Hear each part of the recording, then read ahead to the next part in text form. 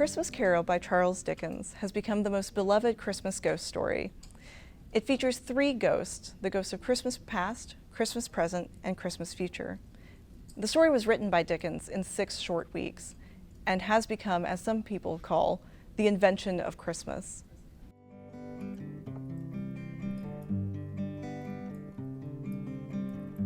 Marley was dead, to begin with. There is no doubt whatever about that. The register of his burial was signed by the clergyman, the clerk, the undertaker, and the chief mourner. Scrooge signed it, and Scrooge's name was good upon change for anything he chose to put his hand to. Old Marley was dead as a doornail. Mind, I don't mean to say that I know, of my own knowledge, what there is particularly dead about a doornail.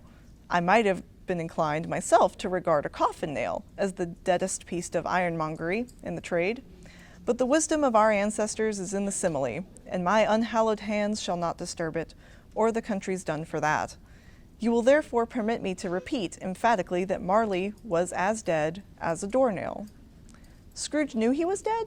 Of course he did. How could he be otherwise? Scrooge and he were partners, for I don't know how many years. Scrooge was his sole executor, his sole administrator, his sole assign, his sole residuary legate, his sole friend and sole mourner. And even Scrooge was not so dreadfully cut up by the sad event, but that he was an excellent man of business on the very day of the funeral, and solemnized it with undoubted bargain. The mention of Marley's funeral brings me back to the point. There is no doubt that Marley was dead. This must be distinctly understood, or nothing wonderful can come from the story I am going to relate. If we were not perfectly convinced that Hamlet's father died before the play began, there would be nothing more remarkable in his taking a stroll at night in an easterly wind upon his own ramparts than there would be in any other middle-aged gentleman rashly turning out after dark in a breezy spot, say St. Paul's churchyard, for instance, literally to astonish his son's weak mind.